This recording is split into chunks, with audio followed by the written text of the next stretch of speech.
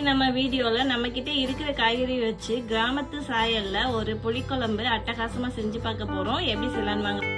Hi, this is Saranya. Welcome to our channel kitchen in the dark. இந்த kitchen of equality blindness doesn't dim the flavour.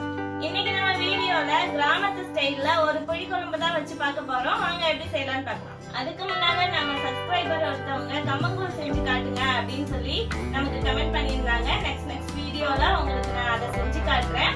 நம்ம சேனலை first பார்க்கறவங்க மறக்காம subscribe பண்ணிக்கோங்க. அப்படியே bell button on பண்ணி all என்ற ஆப்ஷனையும் கொடுத்துக்கோங்க. அப்பதான் நம்ம வீடியோவோட நோட்டிபிகேஷன் உடனே உங்களுக்கு வந்து சேரும். நீங்க கொடுக்குற ஒவ்வொரு சப்ஸ்கிரிப்ஷனும் எனக்கு ரொம்ப மோட்டிவேஷனா இருக்கும். சோ மறக்காம சப்ஸ்கிரைப் பண்ணிக்கோங்க. நம்ம குழம்புக்கு தேவையான இன்கிரிடியன்ட்ஸ் எல்லாமே இங்க ஷோ பண்ணியாச்சு. இதோட மெஷர்மெண்ட்ஸ் எல்லாமே நம்ம செஞ்சுக்கிட்டே பாத்துக்கலாம். ஃபர்ஸ்ட் நம்ம அடுப்பு ஆன் பண்ணிக்கலாம். இப்போ ஒரு இரும்பு கடாயை பிளேஸ் பண்ணிருக்கேன். கடாய் நல்லா ஹீட் ஆயிடுச்சு. இப்ப 1/4 டீஸ்பூன் சோம்பு சேர்த்துக்கிறேன். லைட்டா வறுத்துக்கலாம். ட்ரை ரோஸ்ட் தான் பண்றேன். இன்னைக்கு நம்ம வறுத்து அரைச்சு செய்வோம். பொரிய ஆரம்பிச்சிச்சு. இது கூட நான் 1/4 டீஸ்பூன் சீரகமும் 5-6 மிளகும் சேர்த்துக்கிறேன். இப்ப 1 டீஸ்பூன் குண்டு மல்லி சேர்த்துக்கிறேன். இப்ப நான் வந்து 10 நம்பர் காஞ்ச மிளகா உள்ள சேர்த்துக்கிறேன். நல்லா வறுபட்டுச்சு. நல்லா வாசமும் வர ஆரம்பிச்சிச்சு. இப்ப நம்ம அடுப்பை ஆஃப் பண்ணிக்கலாம். இரும்பு கடாய் இல்லையா, அதனால சீக்கிரமாவே ஹீட் ஆயிடும். வறுத்த பொருள் எல்லாத்தையும் ஒரு தட்டுல மாத்திக்கிறேன். திரும்பவும் அதே கடாயை ஹீட் பண்ணியாச்சு. இப்ப நான் இதுல வந்து எண்ணெய் சேர்த்துக்கிறேன். 3 ஸ்பூன் எண்ணெய் போட்டிருக்கேன். எண்ணெய் நல்லா ஹீட் ஆயிடுச்சு. இது கூட சின்ன வெங்காயம் ஒரு 1/2 கைப்பிடி சேர்த்துக்கிறேன்.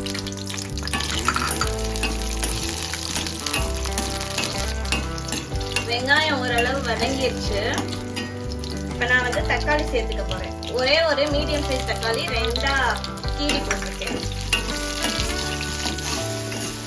வெங்காயமும் தக்காளியும் நல்லா வதங்கிடுச்சு. இப்ப நம்ம தேங்காய் சேர்த்துக்கலாம். 1/2 மூடி தேங்காயில பாதி போட்டிருக்கேன். இதையும் சேர்த்து நல்லா வறுத்துக்கலாம். இப்படி நம்ம வறுத்து அரைக்கும் போது டேஸ்டே சூப்பரா இருக்கும். தேங்காயும் நல்லா வறுப்பட்டு உதிரா வர ஆரம்பிச்சிச்சு. இப்படி நம்ம வறுக்கும் போது குழம்பு சீக்கிரமா கெட்டு போகாது. டேஸ்டும் டிஃப்ரெண்டா இருக்கும். ஓகே, நம்ம இப்ப வந்து அடுப்பை ஆஃப் பண்ணிக்கலாம். இப்ப நம்ம ஒரு குழம்பு பாத்திரத்தை நல்லா பிளேஸ் பண்ணி ஹீட் பண்ணியாச்சு. நம்ம வதக்கி வச்ச மசாலாலாம் ஆறிட்டு இருக்கு. அதை ஒரு பேஸ்ட் அரைக்கணும் ஆறுனே. இப்ப நான் ஒரு 40ல இருந்து 50 ml எண்ணெய் சேர்த்துக்கிறேன். நல்லெண்ணெய் தான் சேர்க்கணும். எண்ணெய் நல்லா ஹீட் ஆயிடுச்சு. ஒரு 5-6 வெந்தயம் உள்ள சேர்த்துக்கிறேன். வெந்தயம் நல்லா பொரிஞ்சிருச்சு. 2 இருக்கு கருவேப்பிலை போட்டுக்கலாம். ஒரு கைப்பிடி சின்ன வெங்காயம் நறுக்கல இடிச்சு வச்சிருக்கேன். இப்படி நம்ம இடிச்சு சேர்க்கும் போது டிஃபரெண்ட் டேஸ்ட் கொடுக்கும்.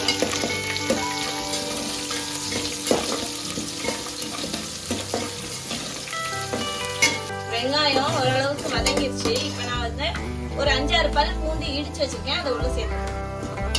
பூண்டும் வெங்காயமும் நல்லா வதங்கி நல்லா அரோமா வருது. இந்த ஸ்டேஜ்ல நான் ஒரு முருங்கைக்காய் நல்லா குட்டி குட்டியா வெட்டி வச்சிருக்கேன். அதை உள்ள சேர்த்துருக்கேன். கிராமத்துல எல்லாம் வந்து பாத்தீங்கன்னா இந்த காய் இருக்கா அந்த காய் இருக்கா அந்த காம்பினேஷன் எல்லாம் பார்க்கவே மாட்டாங்க. எந்த காய் இருக்கோ அது கூட போட்டு ஒரு குழம்பு கலந்து விட்டுருவாங்க. அது அவ்வளோ டேஸ்டா இருக்கும். வெங்காயம் பூண்டு கூட அந்த முருங்கைக்காய் நல்லா வதங்கி வாசம் வர ஆரம்பிச்சிச்சு. இப்ப நான் ஒரு 100 கிராம் கத்திரிக்காய் 4 நாளா வெட்டி வச்சிருக்கேன். அதை உள்ள சேர்த்துருக்கேன். நம்பர்ஸ்ல பாத்தீங்கன்னா ஒரு மீடியம் சைஸ் 3 கத்திரிக்காய் போதும். நம்ம போட்ட முருங்கைக்காயும் கத்திரிக்காயும் நல்லா வதங்கிடுச்சு. எண்ணெய் பிரிய ஆரம்பிச்சிச்சு. இப்ப நான் வந்து வேக வச்ச பலாக்கொட்டை ஒரு 10 விதை இருக்கும். அதை வேக வச்சு வச்சிருக்கேன். உப்பு போட்டு அதையும் உள்ள சேர்த்துருக்கேன்.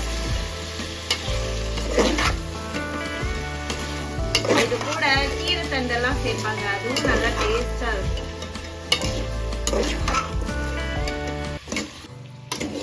பழக்காயும் சேர்த்து கொஞ்சம் வதக்கியாச்சு. இது கூட நான் வந்து தக்காளி 2 மீடியம் சைஸ் குட்டி குட்டியா வெட்டி வச்சிருக்கேன். அது உள்ள சேர்த்தாச்சு.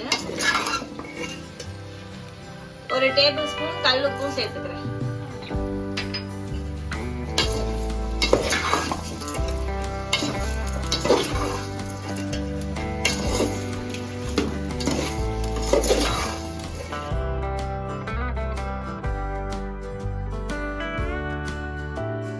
தக்காளி நல்லா குழைய ஆரம்பிச்சிச்சு. இந்த ஸ்டேஜில் நான் ஒரு மாங்காவோட 2 சதப்பகுதியை குட்டி குட்டியாக வெட்டி உள்ள சேர்த்துக்கிறேன். மாங்காய் போட்டு ரொம்ப நேரம் வதக்க வேணாம், ஜஸ்ட் 2 நிமிஷம்.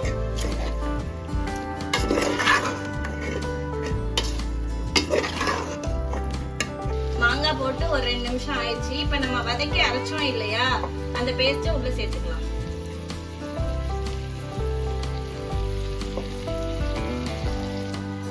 பேஸ்ட்ல மிச்சம் இருந்துச்சு இல்லையா, அதுல தண்ணி கலந்து ஊத்திக்காச்சு. ஒரு காஃபி ஸ்பூன் அளவுக்கு மஞ்சள் தூள் எல்லாம் சேர்ந்து நல்லா எண்ணெயில வதக்கலாம். குழம்போட டேஸ்டே நல்லா இருக்கும். இப்படி வறுத்து அரைச்சதெல்லாம் அம்மியில வச்சு அரைப்பாங்க எங்க ஆயா, அப்பதான் எங்க அம்மா தான். டேஸ்டா இருக்கும்.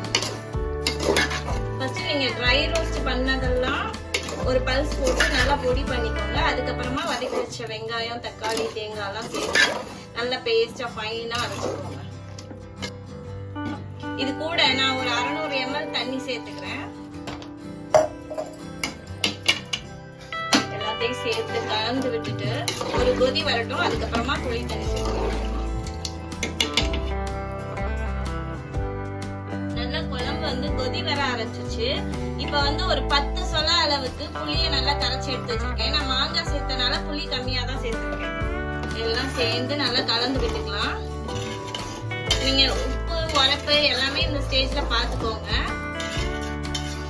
கொஞ்சம் இனிப்புத்தன்மை வேணும்னா வெல்லம் வேணும்னா சேர்த்துக்கலாம். ஒரு துண்டு, சின்ன துண்டு எல்லாம் சேர்த்து கொதிக்கணும். குழம்பு நல்லா கொதிச்சு நல்லா கூடி வந்துருச்சு. இந்த ஸ்டேஜ்ல நம்ம வாசத்துக்காக 2 பல் பூண்டு தட்டி போட்டுக்கலாம். அது கூடவே பெருங்காயம் கொஞ்சம் ஸ்ப்ரே பண்ணிக்கலாம். அவ்வளவுதான், ஆஃப் பண்ணிடலாம். இதே மாதிரி நீங்களும் கிராமத்து வாசம் பொங்க இந்த குழம்பை செஞ்சு பார்த்துட்டு எப்படி இருக்குன்னு கமெண்ட் பாக்ஸ்ல கமெண்ட் பண்ணுங்க. நெக்ஸ்ட் வீடியோல பார்க்கலாம். டாடா, பை.